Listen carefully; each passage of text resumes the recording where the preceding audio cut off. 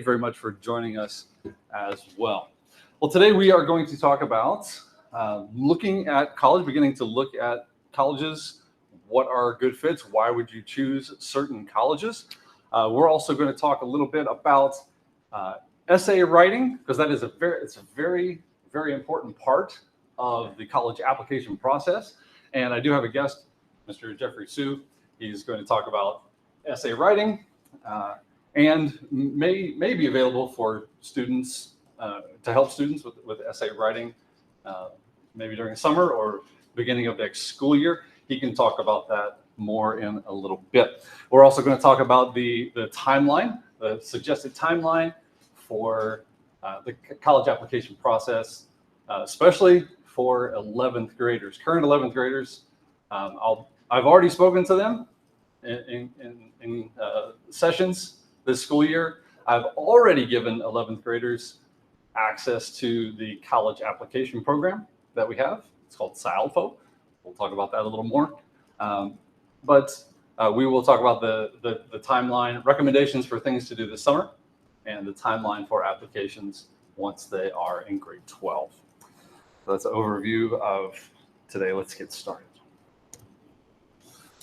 Well, there are several factors that you may want to consider when looking at colleges. There are some of our students that apply for colleges in several different countries. I have a student who's applying right now to Canada, the United States, and 4 or 5 universities in Hong Kong. And so you were not just limited to one country. So do look at college majors and programs around the world. There are also English programs or satellite schools in other countries. For example, Temple University in the United States has a program and a facility in Tokyo, Japan, where it's all language instruction, or English language instruction, and you get the U.S. degree. So there are a lot of choices and a variety of programs out there that are very international. So, which country would your student like to study in? What is their passport? What's their passport other than Taiwan? Or they're studying here, but they have a foreign passport. So it may be easiest to apply to and attend school in the home culture or passport culture. But then also looking at in the question of where should the student go to school? What region of that country? I have a student who was accepted at the University of Wisconsin a few years ago. She was determined she's going to go there. She went there for one semester, hit winter, and she changed her mind and she transferred. She then applied to school in California and a school in Texas. I think she ended up going to Texas. So, but things like that, things like weather. As the student used to the big city, our students they have their the yo-yo-cars, and they hit the bus, they hit the subway, they travel. Are they used to city life? That may be a factor in choosing a university. Maybe they want to be in an urban setting. Yeah. And also, is there a history of a certain university within your family?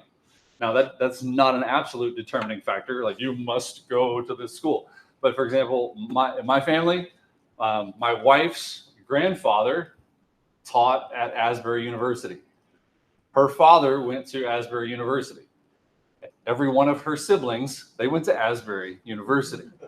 I went to Asbury University, and that's where we met. My daughter is now at Asbury University, and my son, who is a senior, is going to Asbury.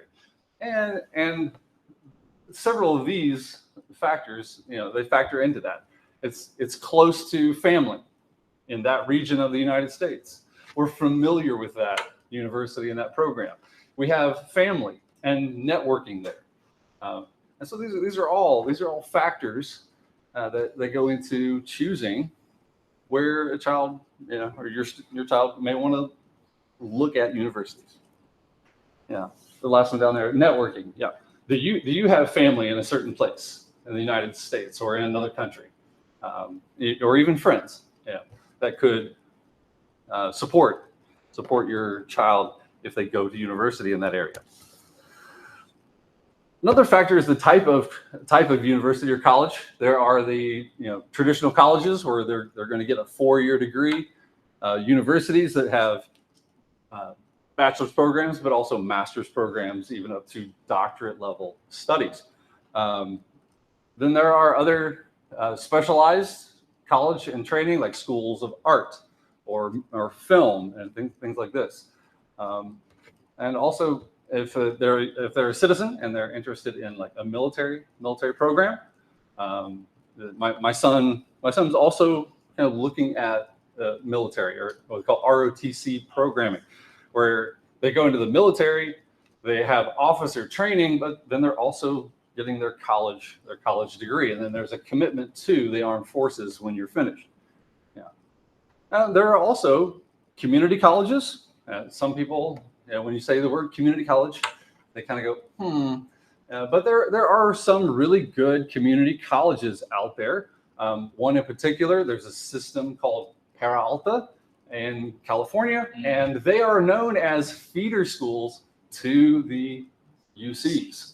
And so that's an option. One of our teachers, she's said I could say it. Our math teacher and Mandarin teacher in high school, Miss Esther Yang, Esther Chen now. She went to 2 years to one of the Peralta community colleges, and then she went to UC San Diego. And so community college leading into larger universities could also be an option for you, and you may want to investigate those as well. So what kind of degree does the student want? What do they need to achieve? And what school best serves that purpose? Another thing that I really encourage students to begin looking at is, what are the admission requirements for schools? Even 9th graders, 10th graders, they can begin to look at, I'm interested in this school, but what does it take to get into that school?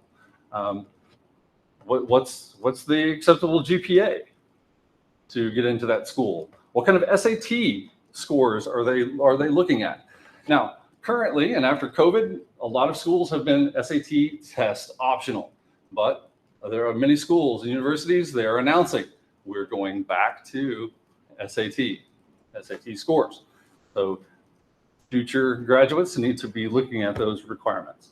Also, letters of recommendation. Some universities are very specific in what they're asking for. Some will say, you have to have a humanities teacher, and then you have to have a math or science teacher. They need to write you letters of recommendation. Other schools, they just say, we want a letter of rec. I will write a letter of recommendation for every student. And so it's a part of our just school package. I call it the school package. It's the school profile, the transcript, the student's transcript, and my letter of recommendation is just an initial package. And then, so when you're looking at requirements for admission and they say 1 letter, 2 letters of recommendation, those are the teacher letters of rec. All right. Yeah. Also, some majors may have specific requirements for if they're going into art or music or things like that. Then a portfolio might be necessary. So if they're really looking towards music or arts, architecture, things like that, having a portfolio is sometimes a requirement. It's always a good idea, but it may be a requirement for certain majors. And other requirements that we need to look for are, if your child is applying to that school and they are an international student, they're not a citizen of that country, there may be English tests that are required. Now, there are some universities that will say, if your school's language of instruction is English, they are accredited, which our school is. We're a US accredited school with 2 accreditations, Christian and secular accreditations. Some universities will say, okay, that is enough to show English proficiency. SAT scores are also another factor. They'll look at SAT scores and determine that that student has English proficiency. But some universities, there are many Canadian universities that will say, we want an English placement test, like a TOEFL. Yeah. And so that's another admission requirement to look for. Okay. And again, knowing these requirements, the earlier the student and the parents are aware of these requirements, that can guide high school course selection. Okay. I want to pause there. Any questions for those that are in the room? Yes. For the teacher recommendation, for like the grade 11 student, can they start right now? Yes, I have actually encouraged them to do so. They have to talk to the teachers. Yeah, they talk to the teachers, and the teacher will confirm that they will write a letter of recommendation for that student. The student is then told to inform me. So say student Johnny needs to come to me and say, Mr. Kelly, Mrs. Wine is going to write my letter of recommendation. And I put her name and information into the SILFO system, the college application system. The teacher uploads that letter directly into the system. And so I, as a counselor, upload the school profile, the student's transcript.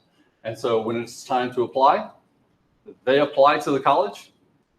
I'm kind of getting ahead of myself. But they apply to the college, and then they say, Mr. College, I've just finished my application to Asbury. Great. And then I send all the time. Okay. So, yeah. So it will be like 7th graders, so 12th grade, they will be not. Well, current 11th grade students have been encouraged, if they know who they want to ask for a letter of recommendation, they can begin to do that. Yeah. And inform me who their letter writer will be. Yeah. So, yeah, 11th graders, they are already in the SILFO system. And so this process that we're talking about, yeah, they can begin that now, even before the school year ends. Yeah. Okay. Okay. Another factor in choosing a college or what schools to apply for is actually the major. Does the university have the major that they need? The larger the university, the chances are that they have a major that the student needs. But you can do a little research online. What is the reputation of that program? Several students or universities may have pre-law degrees, but which ones are known in the field as producing good lawyers? Many universities will actually publish information about how many of their students actually get jobs and placements out once they graduate from their programs. So this is information that you can use to determine, is that program at that university strong or not? Okay. Also, there are websites that you can look for, like especially in the U.S. These universities actually, websites actually kind of project what are the career needs that are coming up. Oh, we have a lot of people retiring in this field. So in the next 5 to 10 years, this area will be, these jobs will be in demand. We need people who are trained in these jobs. So job forecasting is also another thing that you can look into. Next thing to consider is the campus. Where is the campus located, and how is it laid out? What's the age of the facility? Older schools have great history and great reputations. They have older facilities, and these universities, if they're financially able to, they're always updating and renovating and building new buildings, of course. But yeah, how old is the school? What's the student demographic? Like, how many international students do they accept? That's another thing to look at. What's the student enrollment? I tell our students, if you want a school like Morrison, then you should be looking at smaller Christian schools where professor to student ratios are going to be similar to what you've experienced here. So, what is the student enrollment, student to professor ratios? If they're interested in sports, or do they have a program? And is their ability, does it put them in the running to be a part of the sports programs or the orchestra or whatever they're into? Okay? And also another thing to look at in campuses is, what is the support system? What support does that university have for international students? Do they have people on staff that are responsible for supporting international students? What kind of health system do they have? What kind of course or curriculum support do they have? Do they have tutoring? Do they have writing help? And what does their advisor system look like? What kind of support systems do they have? And then we get to one that's a little more personal, and that's financial factors. The cost of university is always increasing, and so that's another factor. I know finances it's something that's very personal. Sometimes parents don't talk very much with children about finances. Other families are more open. For some families, the cost of university will not be a financial burden, but for others, well, hopefully people have been saving or investing for college. But also, what are the scholarship opportunities? If you are a citizen of that country, there are obviously more scholarship opportunities for you. But for international students going to the United States, there are some scholarship opportunities. Okay. For the United States, state residency is also a very important factor. It's something that you really need to study on. Like, if you have a home or a residence in the United States or another country, you do need to ask the university how they view your living overseas and the acknowledgement of residency. Citizenship is not an issue. If they have the passport, they're a citizen. But there are some states that they say, well, no, you just had 4 years of high school in another country. You're not a resident. And then they should provide information. What do you need to do then to achieve state residency? It may take 6 months. It may take a year. The university should publish that information.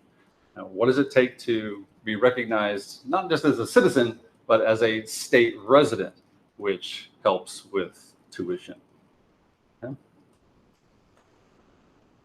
That's only public schools, though, right? Yes. Private schools. Private schools, yeah, private schools.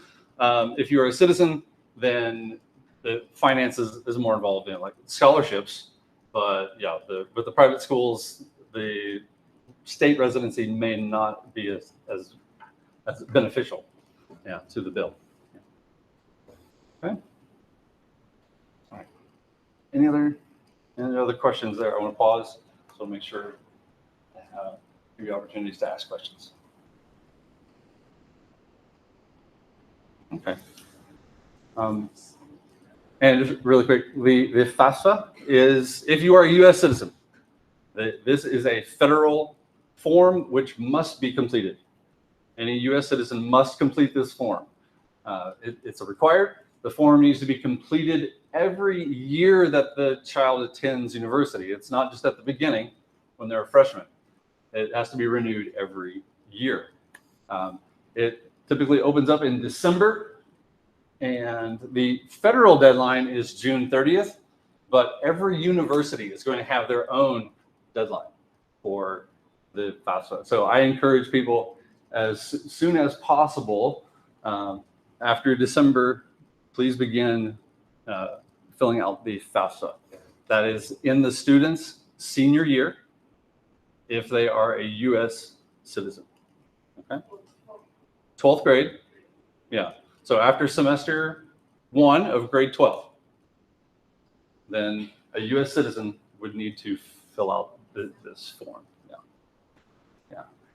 Again, the federal deadline is June 30th, but many universities have earlier deadlines because they want to get their finances and paperwork done earlier. So it's June 30th, so 2025. Right. Yes, that would be December of 2024. Yeah, of the 24-25 school year. Yeah. So at the end of 12th grade, semester 1. Yeah. Okay. So this form will be filled out by, It's online. so it's separate. It is separate from the college application system. Yeah. Yeah, but once it's filled out, the student will indicate which universities they're applying to, and their financial information goes to that university. Okay. Now, here, this is important. I'll talk about this again when the time comes, because this is a U.S. government website. If you're in Taiwan, like I'm a U.S. citizen, I get blocked. You have to use a proxy server. Oh, I did not know. Yeah, that's something that once they rolled out a new FAFSA program last year. And yeah, you have to have a proxy server or a VPN so that it thinks you're in the US. Otherwise, you get blocked. So that is my fine. I'm sorry. It's just it is. It has been quite troublesome and discouraging for some people because it is a process of getting a VPN. But if not, there's a high chance you will get blocked. You can't even access. I can't even access. Like if I'm on my school computer, on the school server, like I can't access any of that government financial information. I have to do it at home, and I have to use a proxy server. But again, there's video and there's support and there's information for that. Once we get there, I can help people through that process. Okay. And then this is just an example. Like each university will also kind of a lot of them have their own page. Like this is UC Davis as an example. They have their own page where they walk students and parents through the process of completing the FAFSA form and making sure that information gets to their university. And they publish their own deadlines. Okay. So for example, they're indicating that May 2nd is their deadline, for their school. So this is just an example. Okay. All the high school students at this point, because we do PSAT and SATs, they should have a College Board account. And so on the College Board website, if they go to Big Future, Big Future is a part of the College Board website where they can begin doing research for majors that lead to certain careers. So they can learn that relationship. These majors lead to these jobs. So I do encourage students to start there. And then they also have a college search program. Salfo, our college application platform, also has a search function. Okay? But the information on there, it can be out of date sometimes for these searches. The best place to double check the admissions information for universities is obviously that university's website. That's just the way it is. But these search engines can help begin the process. Putting in certain factors and filtering schools. This is a beginning to the college search process. Okay. Yeah, that's our SciAlpha program. Yeah, so you can do college searches there as well. And so students and parents can access SciAlpha, and whatever the student can do, parents can do. So if your child has completed their SciAlpha profile and they've included your information as they are instructed to do, you should have access to that. If you do not, then you can email me.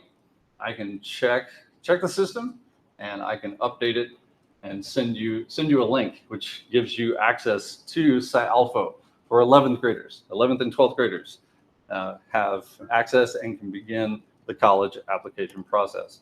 And so students indicate which universities they're interested in. And then I meet with them individually.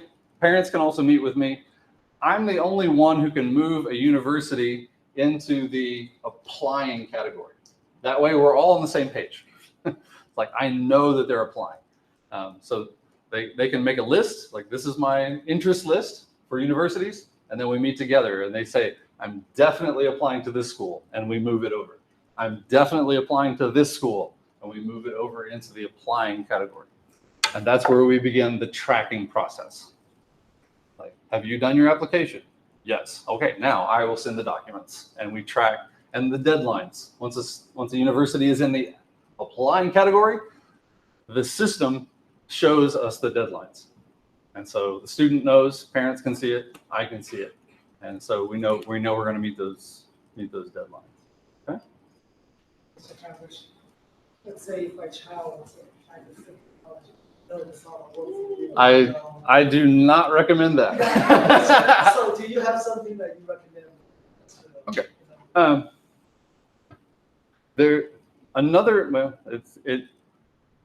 don't want to make it too complex, but another program that syncs with SciAlpha and makes the application process easier sometimes, it's called Common App.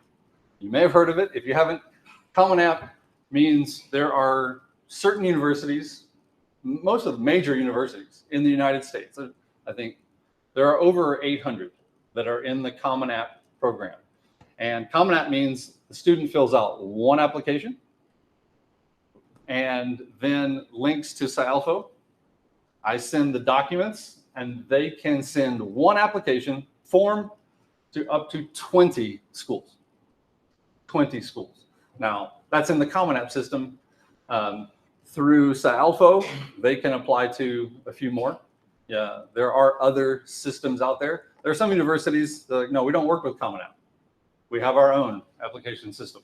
And that's okay. As long as they have an electronic portal, then it can sync with our SciAlpha.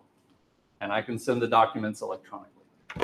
But I have had students, they push maybe 25 applications. And I do not advise, I don't advise that, because that's a lot of work for the students. That's a lot of money. You're paying, parents are paying, there's an application fee for every one of those universities. Some are $25, some are up to $75. So that begins to add up very quickly just for an application. And so I do encourage students to have several schools in their list. I want them to shoot for like dream schools. And then I want them to have what we call target schools. The student says, okay, with my GPA, my academic performance, my SAT scores, I looked at the admissions requirements and I'm actually a good candidate for this school. That's a target. That's a target school. And then I encourage them to have a few safety schools where they're looking at the admissions requirements and they're saying, that would actually be really easy for me to get in that school. And so dream schools, target schools, and some safety schools.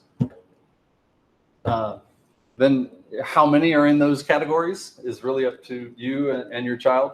But again, really, they only end up going to one.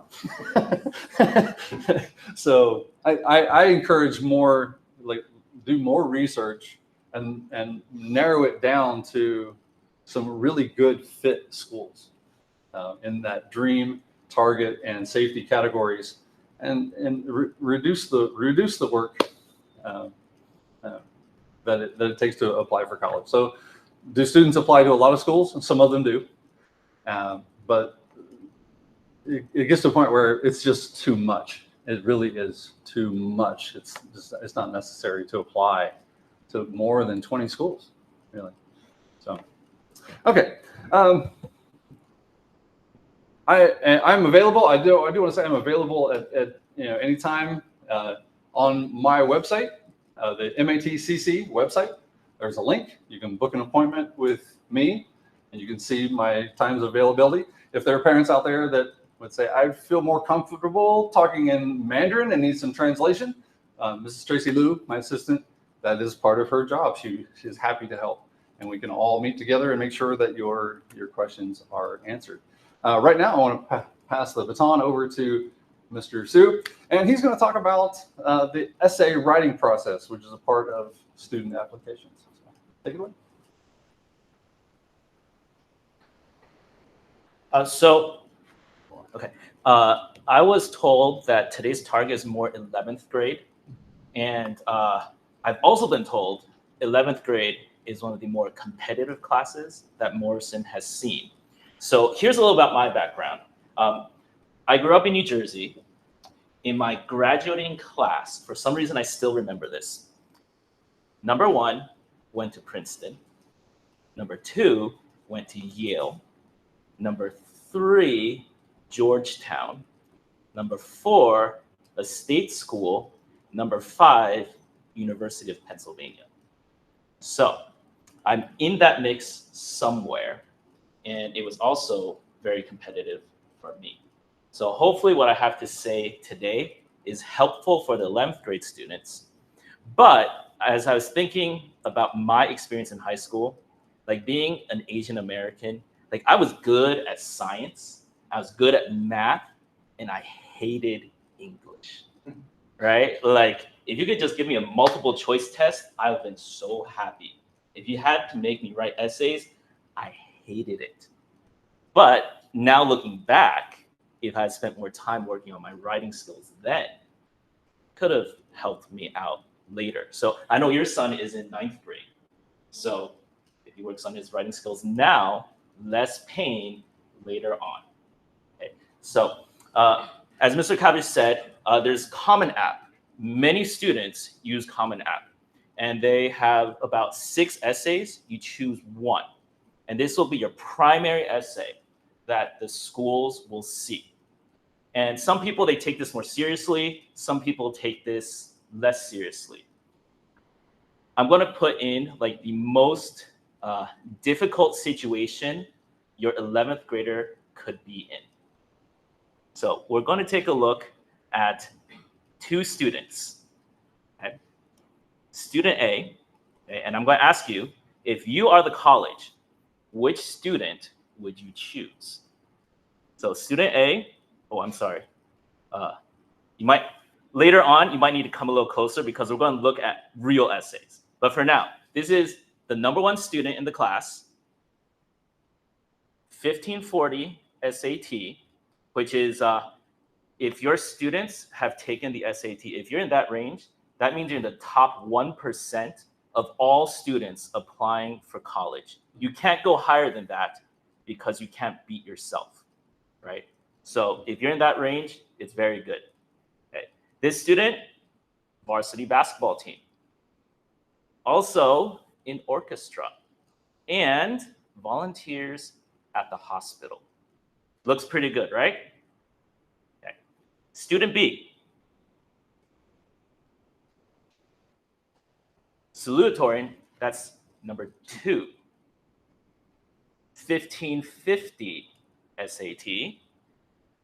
Varsity volleyball, in band instead of orchestra, volunteers at a homeless shelter, and student council president. Who would you choose? This is not a rhetorical question. I actually want to know, who would you choose in this kind of situation? Which one? Student B. Okay. Why student B?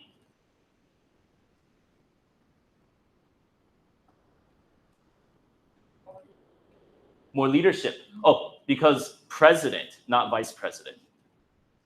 Student council? Okay. Okay, okay. It's a hard choice, right? Yeah. So when you're talking about competitive, this is competitive, right? And you also have to remember, you're not competing just against Morrison students, right? At these kind of schools, the good thing is, if you have a US passport, thankfully, you're not competing against international students. That's right. Yeah. I have a friend who is a college consultant, and his whole thing is helping students apply to college. This is one advantage that having a US passport provides students. You are not competing like against the 1 million Chinese students that want to go to Harvard. You're competing against US students and also potentially Morrison students. Okay. So this is hard. The one thing that you have more control over, your essay. That's right. Okay. So I think at this point, okay, we're going to look at one of my students' essays from several years ago, but I think you have to come closer. Yeah, you can roll your chairs up. Okay. Okay. So come take a look, and then after you're done looking, I'll tell you a little background about this student.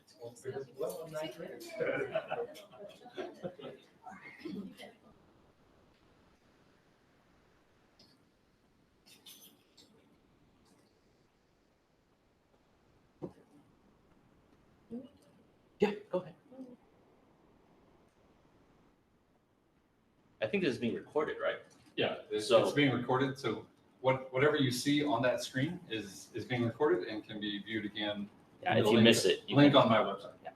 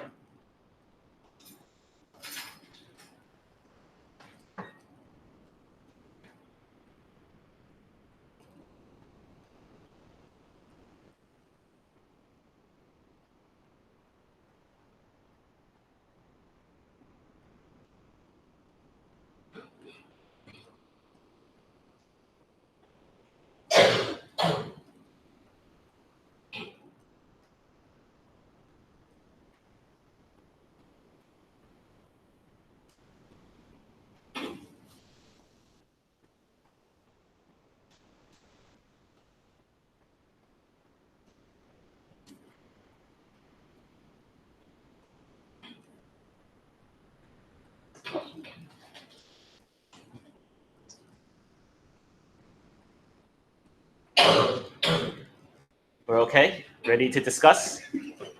Okay, so Is this, I mean, can we take this as picture or? yeah, I mean, it's being recorded. So if Okay. you don't take it now, you can always look at the video. Yeah, so feel free to take a picture. What are your thoughts? The student has already graduated from college, so I mean, the student's not here. Your honest opinion is not going to hurt the student's feelings. So what do you think?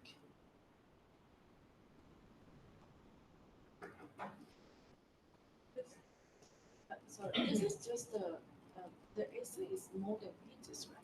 Oh, yeah, this is not the complete essay. So just Yeah, so one thing you want to consider is these admissions officers, think about how many essays they must have to read, right? So what I've been told is you want to catch their attention fast. So I didn't put the entire essay here. I've only put the beginning parts of the essay.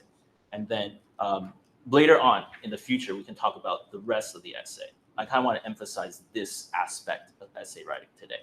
So how many pages? Oh, it's not pages, it's words. It's word What's count. the word? Yes. So if I understand correctly, many students here, when they get writing assignments, there are word limits and word minimums. And if they learn how to play with those earlier on, it will make writing these essays easier in the future. It's very easy to go over the word limit. The challenge is telling them what you want within the limits that they give you. It is a little too ordinary. It's kind of accounting what's going on. It gets repetitive.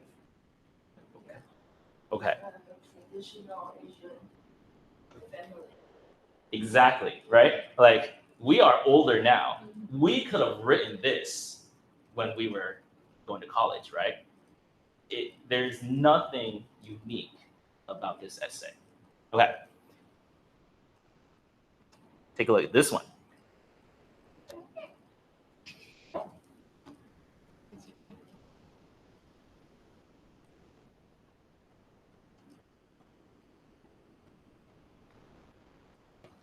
Right away. Storytelling. Okay.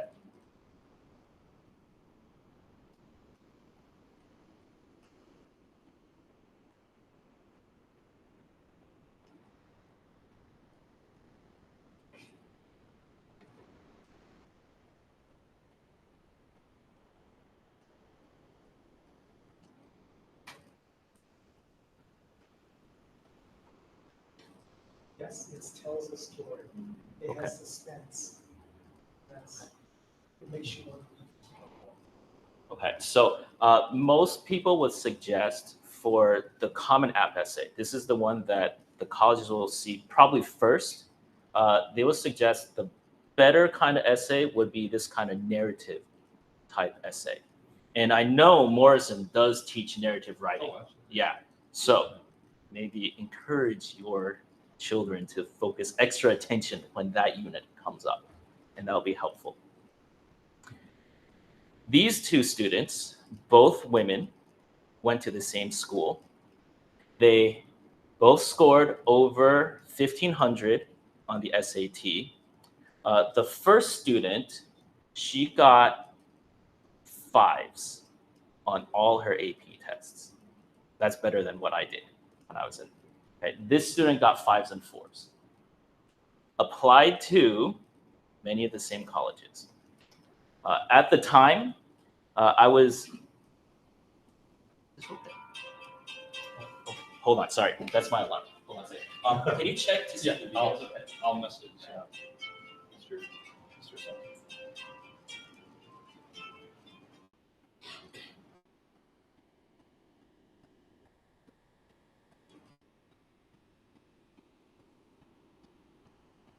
I guess while we're figuring this out, any questions you might have? No questions? So I mean, the result, the person who wrote this essay got into more colleges or? Okay, so I just want to check to make sure that this is recorded, so we can talk about that later. That I will not leave you in suspense. But other questions about maybe the college application process? Oh, I can tell you a little about mine. I was actually the student that went to State College because I decided I didn't want to use my parents' money. So they gave me so much money that I was essentially paid to be a student. Like, I got to save money for my future. Yeah. So that's one of those factors that Mr. Cablish was talking about, right? So if your 11th grader maybe wants to go that route, that's an option. My brother, he actually did ROTC. So he was in the Navy. They paid for his education and they gave him money every month. But it is a big but you have to consider. He had to go work for the military. So he was there for 4 years after graduation. But he was in Afghanistan. So that's a big consideration. Yeah, we're good. Okay. So, right, the results. Okay, same school, similar grades. I don't think the school had ranking of students, but they also applied to similar colleges. And so around that time, I was starting to become more familiar with this whole application process, and I asked them if I could take a look at their essays. And this was this is one of the essays that I saw. I read this, I said, oh my goodness, you're in trouble. And I told the student, if you have time, you should rework this entire essay. That student said, well, my friend said it's pretty good, so I'm gonna go with this.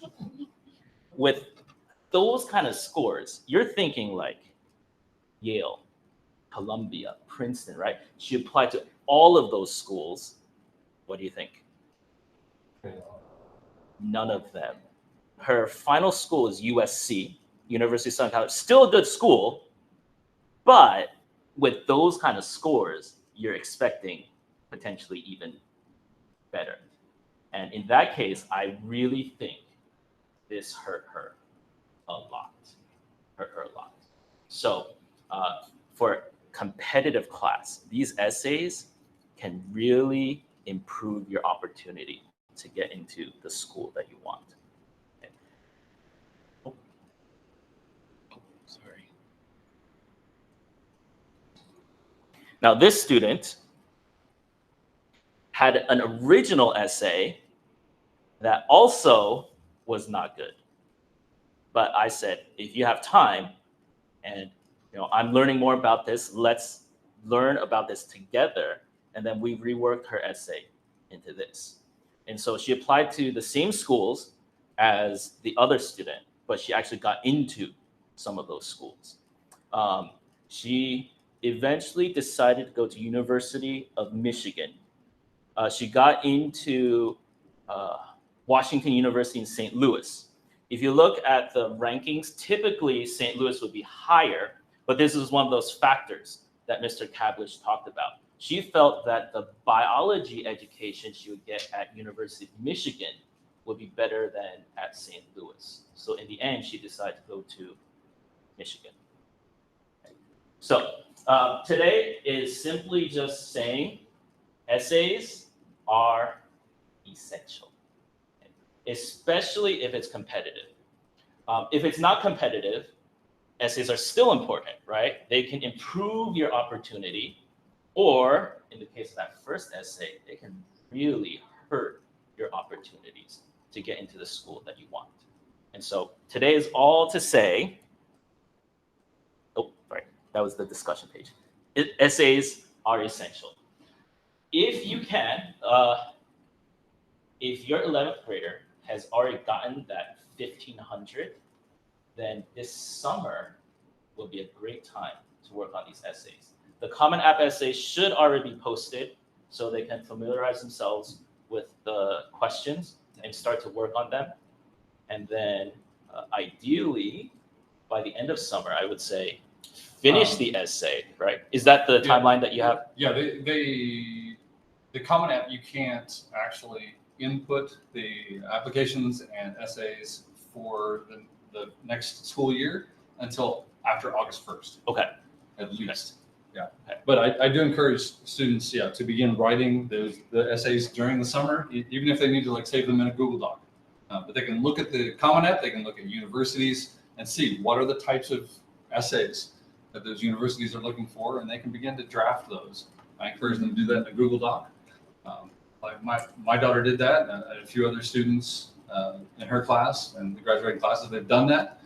And so as we're starting school, they're very rapidly finishing their applications because all of their essays were ready. And so like my daughter, before September, all of her college apps were done. And then senioritis.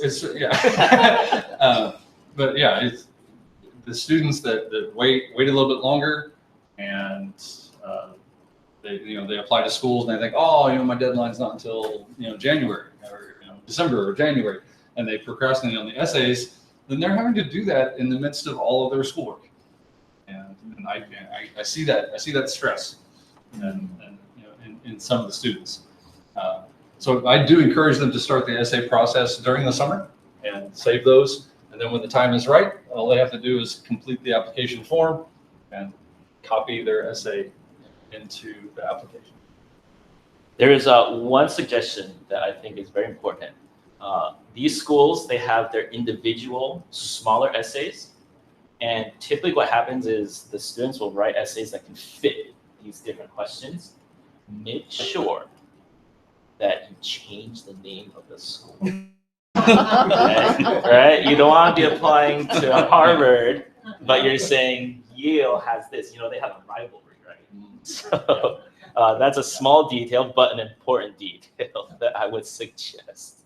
Yeah. And for our teachers and myself, we try to write the best letters that we can, but we don't write school-specific letters of recommendation.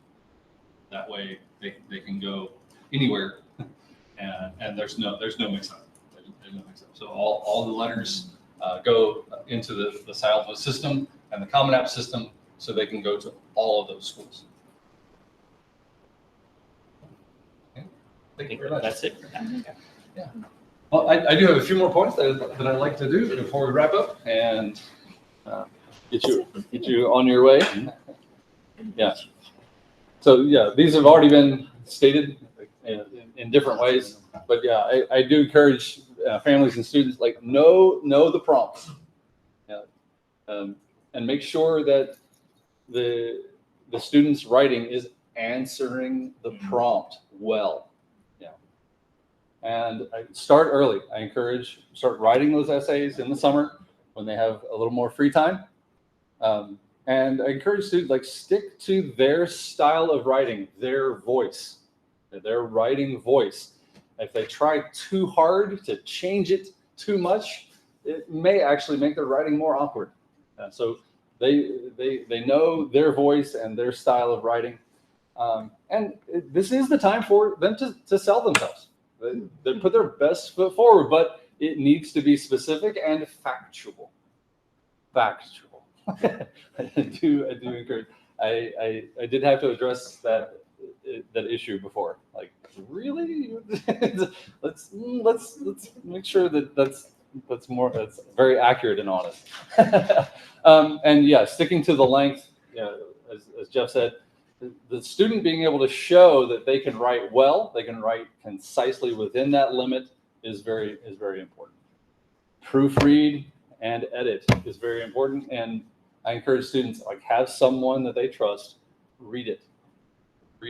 So maybe someone like Jeff outside of school may be a resource for students to run their essays by.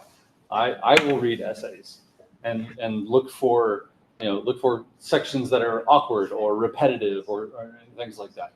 And English teachers also, they may have, if the student is giving them the essays ahead of time, there's plenty of time to give feedback and write and rewrite. Have someone read it and give feedback. Now, we as educators, we're going to be very careful not to give too much advice or so then it's no longer the student's essay, but helping them to write their best is something that we can do for them. There are resources online for essay writing. College Board, Khan Academy, there are all kinds of essay writing guides that are out there.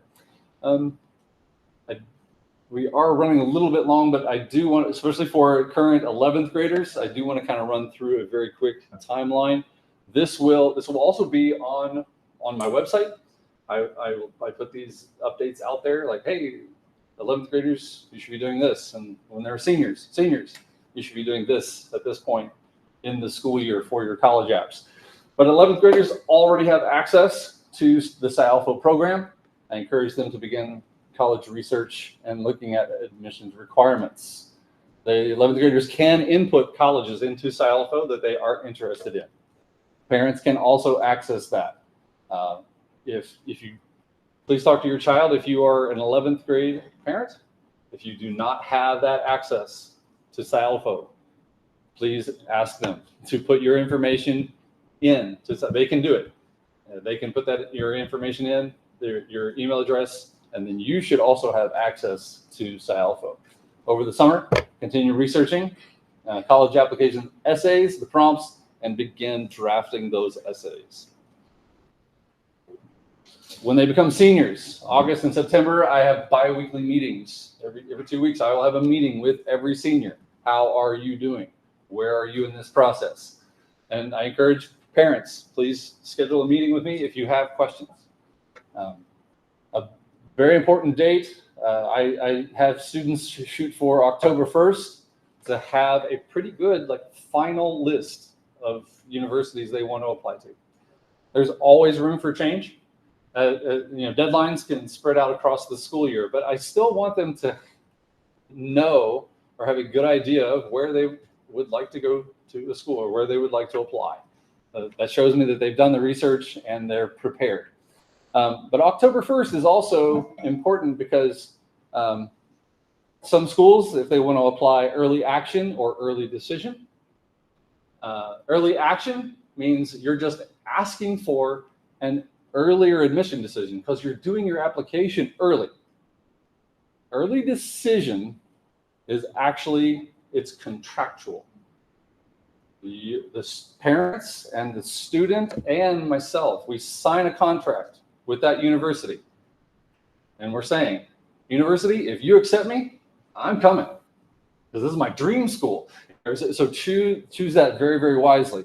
But those early action and early decision applications are sometimes October and November. So those are very common early action and early decision deadlines for schools. November 30th is a big one for the UC schools. Okay? So saying, hey, you need to have your plan ready and done by October 1st is not too early. It should be done by then. Okay? Yeah, I encourage students need to meet that deadline. And very soon after that, those support documents come from the school to the universities. The high school counseling center will send the support documents. But students need to track the progress of their application on their own portals. And I do want to emphasize this. A student asked me, has my university gotten all the docs? And I said, well, I sent them. You have to check all of your portals. And that's where the student and the parent were like, but I applied to 25 schools. Well, yeah. So I have access in my SciAlpha system. I can see it's confirmed that it's been delivered to the school. But these universities, they're receiving thousands, hundreds and thousands of documents. And so it can take them several weeks, the university, several weeks to process that.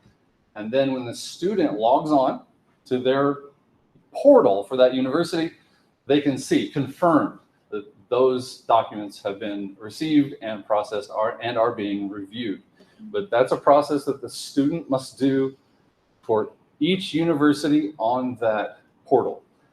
On the SciAlpha system, the student and I can look and say, okay, the documents were sent.